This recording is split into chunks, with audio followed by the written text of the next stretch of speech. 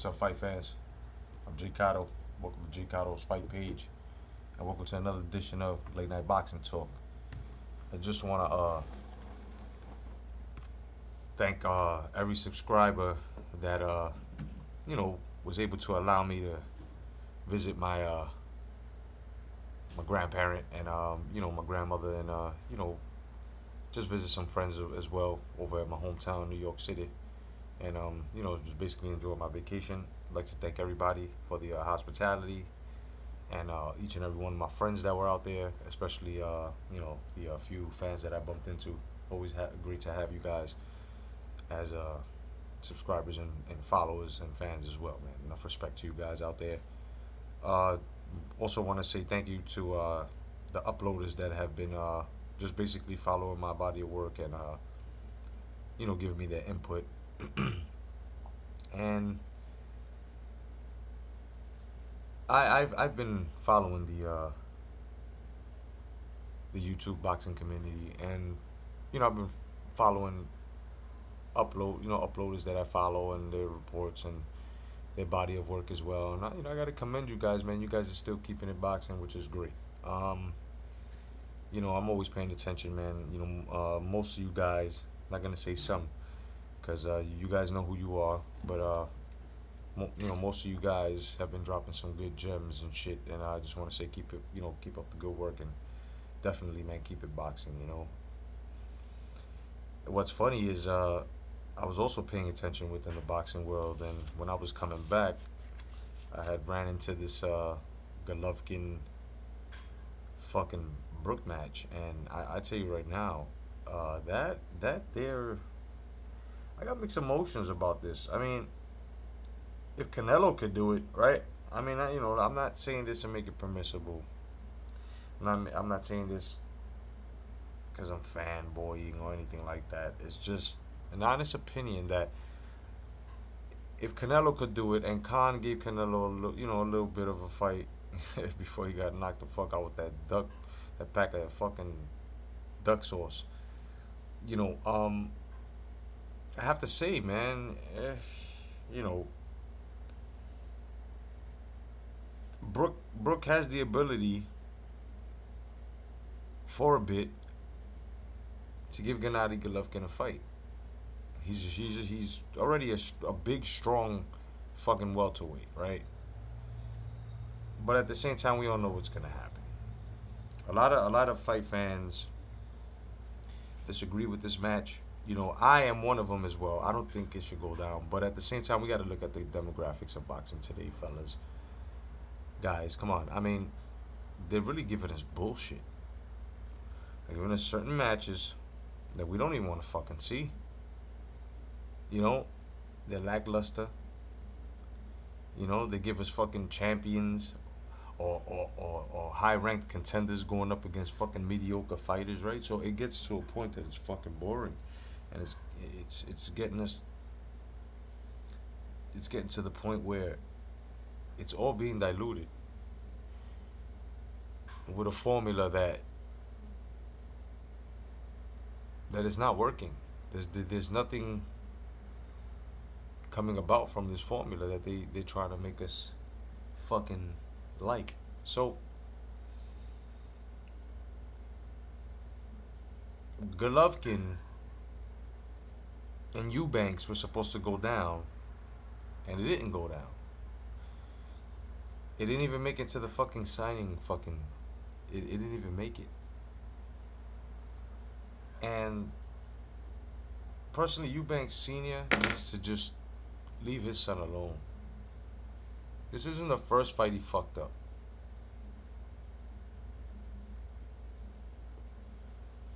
I think that his son needs to tell him, listen, you just fucked up possibly the biggest fight of my career. Okay? I could have had fucking 4 titles. And it just came off to the point where he priced himself out. It's some bullshit. Right? So Eubanks Jr. had everybody believing that, oh, okay, we know he's a good fighter, he's tough, a lot of grit. So he's gonna go out and do what the fuck he got to do, right? Wrong. All this talk, even Eddie Hearn is on some shit where he's like, it took him a while to make this fight. He finally came across the table. They wanted Golovkin, and what the fuck did they do? That's like you having the baddest bitch, let's just say in your school, in your room at lunchtime, cause y'all cut school, and she wanna fuck. And what happens? You making out with her, and before you even get to throw the cock in the foxhole, what happens?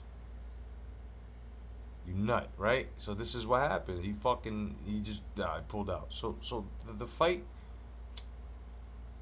never had a chance because of shit like this. And I feel bad for Golovkin in a way because, you know, he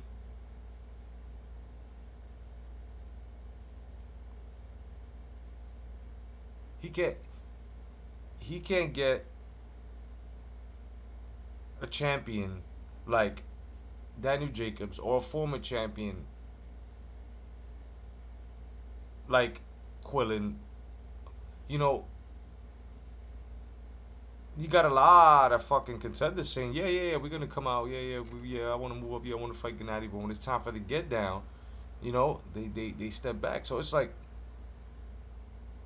none of these guys are stepping up. He can't. And I feel bad for him because he can't get these fucking fights. These guys are talking about, you know, they're title struck, they're strap struck. They're enjoying the fact that, okay, they're being called champ, and they can be called champ and have a strap and possibly get money and endorsements from not fighting and having a fight that when they do fight is lackluster, mediocre, boring. You know what I'm saying? And it's, as long as they can keep selling the product and keep that strap. That's what these guys are doing, man, and it's fucking whack. It's fucking whack. It's fucking whack. Now, a lot of you guys that go against Golovkin, I'm not attacking you guys because I agree with half the shit you say too. You know, I'm not giving Golovkin a pass either. But Golovkin's not the only one that suffers from this, man. From champions or competitors that lack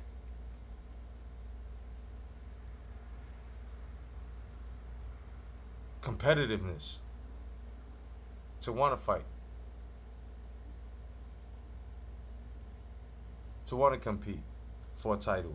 And if they win a title, or if it's a champion that's defending his title, the champion should want to unify all the sanctioning bodies. You know what I'm saying? Because right now, as one of the followers from #ComeBackToBoxing has said, it's getting to a point where these sanctioning bodies all over the place, man. They're fucking lost. They have no ordinance. So if a champion was to unify all of them, put them together, and then he can call the fucking shots. He can tell them, listen, let me explain something to you. Okay, fine. You want me to pay these fees? Then I'll pay these fucking fees that you want me just to hold these fucking titles. No doubt. But I'm going to fight the big fucking names, and you get them across my fucking table now. I mean, because let's just say if one champion has all the motherfucking titles, right? He's undisputed, unified champ, you know what I'm saying? What happens now? What are these guys going to do? They're not going to try to go for his title now? They're not going to want to fight him? They're not going to go for titles? They're just going to fight each other for money? So the big names and the high-ranking big names that are contenders for their strap are no longer going to follow the rankings or follow, you know what I'm saying? And go for champ. That's what it seems like it's going to go down, man. I mean, these guys are being bitches. So the most we can do now is just wait and see where this goes, because it's trickling down. It's trickling down. And before it was happening to Golovkin, it was happening to Guillermo Rigondeaux. You know, and I was one of the first ones to admit, Guillermo Rigondeaux should have stood with Top Rank Boxing. Because Rock Nation ain't doing shit with him. Had he stood in Top Rank At least he had a following in Macau, China, where he was, and he was fighting on pay-per-view too as well. You know what I'm saying? And he was getting his money. But now he's stagnated. He got, he got that signing bonus that he did. That's it. He can't get any purse money. He can't get any more money than that, right? See? So a lot of these fighters, because when you a top rank fighter, and when Golden Boy used to be on some real shit. This is why I don't listen to motherfuckers that talk shit about Top Rank, because Top Rank has produced every motherfucking fight that's out there that's genuine, along with Don King Promotions. So fuck whoever is, putting other fucking New Jack promoters that ain't really giving a shit over these fucking gentlemen. You know what I'm saying? You just gotta see that today's demographics ain't the same, man. It's not the same because of that, because of money, and and of course, man. I'm not gonna repeat myself. Got one champion unifying all the titles, they got to come see him, and especially if he's really about it and he's gritty and he like a Marvin Hagler, then let's do it, right? So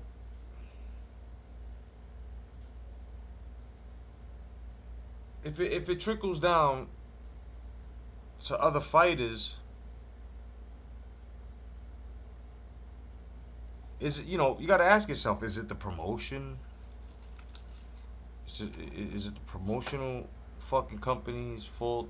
Is it the promoter's fault that he didn't promote this fight correctly? Or you know what I'm saying? You can't really blame anybody else but the fighter for taking these choices.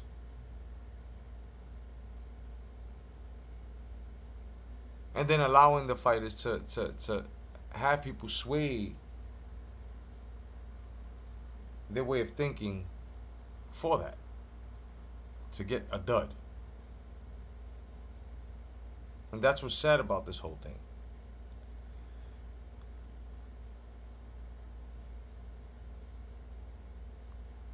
Marlon Starling and Michael Nunn. Okay, Starling was moving up, and when he was moving up, he moved up to face Michael Nunn, and Michael Nunn, he was a fucking middleweight. I think was the IBF middleweight champion. So that was a great fight. But Brook is no Starling, and Gennady is no Nunn. You know what I'm saying? It's just when they did it like that in those days, there was a reason to. Because of competitiveness. Motherfuckers moved up because they wanted straps. They knew the money wasn't going to be that great. But if they made themselves great, there was no limit to their money. See what I'm getting at? See where I'm getting at? And thank you to, I guess I'm gonna call him a subscriber. He had given me a comment and said that the channel's underrated. My channel's underrated. Thank you very much, man. And that seems to be the case with a lot of things. But we've done what we've done, and we've done the best we could for the sport.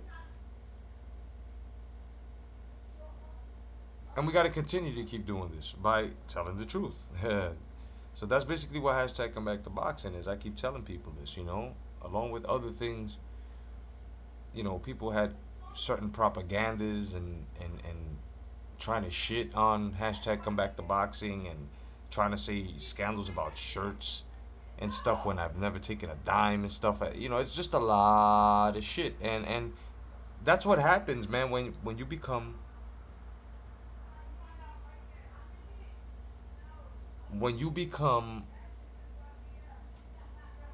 something positive.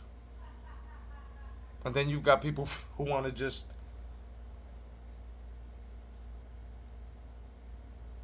keep up the negativity just for their own little fucking hidden agendas for their fighters, and that's what it's really about. It's not really being kept boxing. It's just these guys just like doing that shit. These guys like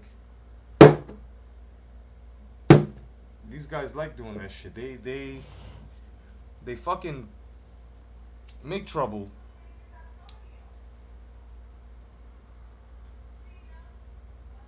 and they start, pushing their fighter, and it's all because of that. And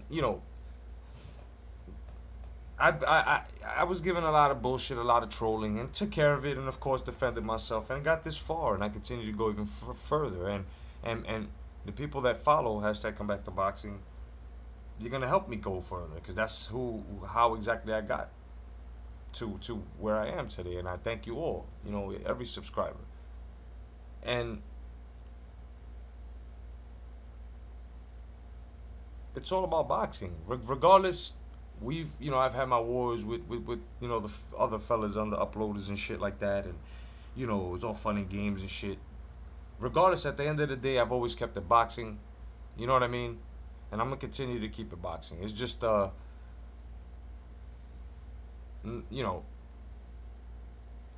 trying to be a channel that consists of nothing but boxing, and I'm gonna keep giving you things that consist of nothing but boxing, all types of programs. Like, I'm gonna have this new series for you guys, and it's sort of like certain stories that are given to you in little portions, like horror stories and shit like that, and mysteries and stuff. Well, I've got some boxing shorts. I'm gonna make, a little playlist of them. They're gonna be called J.COTTO's Boxing Memoirs, and they're just gonna be short stories, very interesting short stories and twists and stuff like that. Sort of like an Alfred Hitchcock type shit, Tales of the Crypt type things. But it's gonna consist of boxing. It's gonna show you the versatile styles and how boxing is in life all around as well. You know what I mean?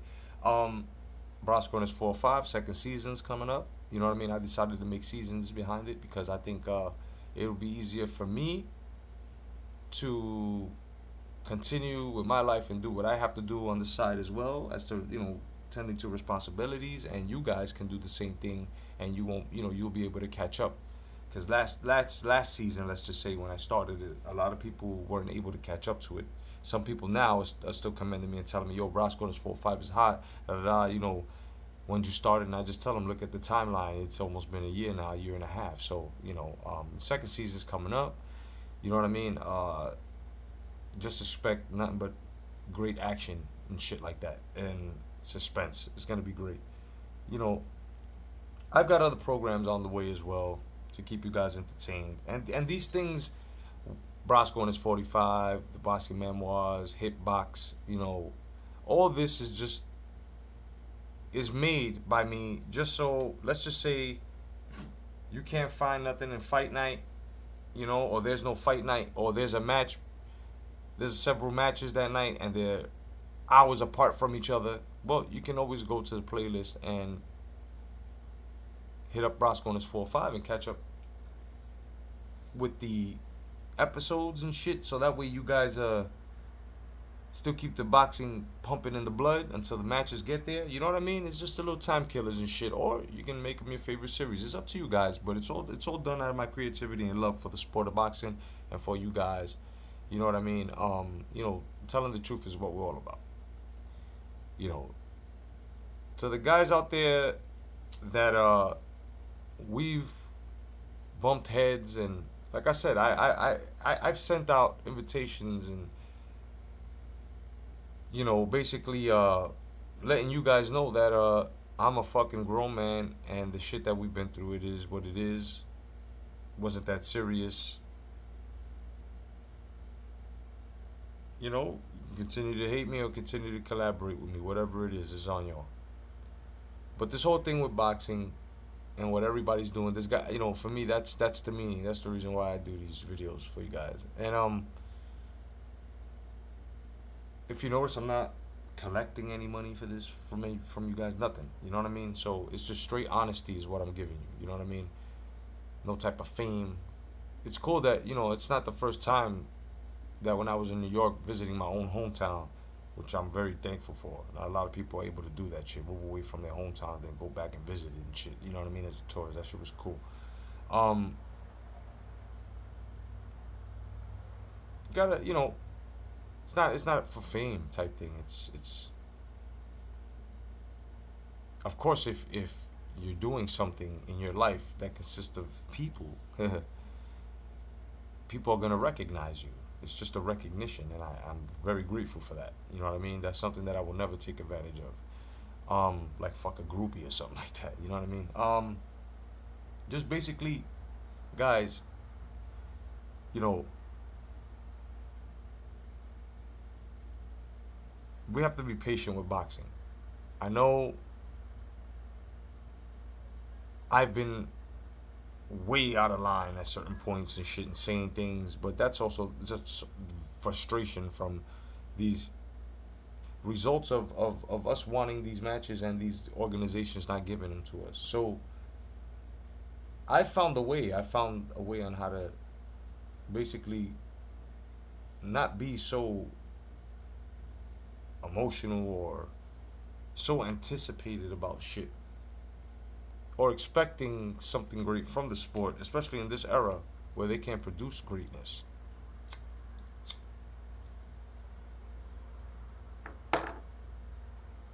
All we can do is be patient. We can watch the matches go down. Because what I'm doing is I'm watching the matches go down, and as they go down, I'm going to tell the truth. My straight up honest opinion. If it was lackluster, hey, it was a lackluster fucking match. If it was a fantastic fucking match, it was a fantastic fucking match. I'm not gonna sugarcoat it. I never did. You know what I mean? I'm not gonna motherfucking pamper a fighter, because motherfuckers aren't babies anymore. It is what it is, guys. It's the hurt business. This is what you guys are here to do. You know what I mean? The great words of Mike Tyson, man. That's how you feed each other. Warriors. That's how we take care of our families, each other's families. I think all that is out the door now, because now nobody's punching to live. Nobody's punching to strive. They're not even punching to entertain. They're just punching to fulfill. To fulfill what? To fulfill a fucking contract, probably, you know, and, you know, they have to fulfill whatever it is that they took to do what they had to do to go and fight, and, you know what I'm saying? They just have to, they got paid, so now they got to pay up, you know? So, I've always had this thing where I always felt, you know, you give a fighter or a ball player, a football player, a lot of money. You know, look at Alex Rodriguez for the Yankees. What did he do? He gave him like 252 million and shit, and look what he produced for us. Remember that shit? You know, he was lackluster for a while, and, you know, it's shit like that. It's called work. You work for it. You earn shit. You know what I'm saying? And it's that's not what's in today's model anymore. So people can't shit on Top Rank Boxing and, you know what I'm saying, and Golden Boy back then. They can't shit on these guys who already have proven to themselves. And these, you know, and this Guillermo Rigondeaux, he should have stood there. And a lot of these fighters, because they have to fight when they're under Top Rank, or when they used to be under Golden Boy, when Golden Boy used to be fucking real, it's like, it's disgusting now, because they have to fight. So now they take these fucking easy ass fight. If they're big names or they have potential, then they, you know, they take these contracts and they go and they get all this fucking fugazi money and they do what they gotta do. Whatever. We know what it is. We just have to be patient, like I said. Gotta be patient with the sport now, because we all know the sport is taking baby steps again. There's no other way to look at it. Think about it. Don't you guys think the sport's taking baby steps again? I think so. The sport is growing up again, and what's happening is the fighters are like attitudes within that whole sport. And that attitude, being the fighters, some of them don't want to grow up. Some of them want to get hurt. And the other ones want to grow up. They're not scared to walk out that door and leave mommy and daddy in. You know what I'm saying? It's an analogy. I'm just saying, man, it's very bullshit on the shit that, you know, we got to put up with. We just have to speak up. You know what I mean? We have to speak the fuck up.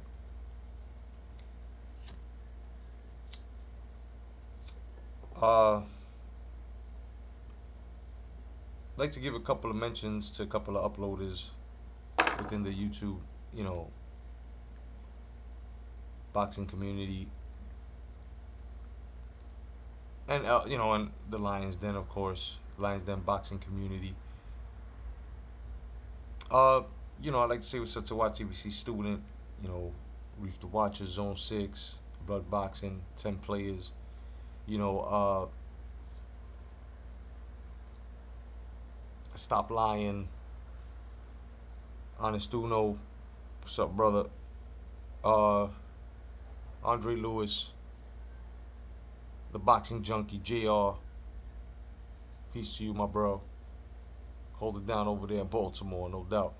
You know, Duke Golden.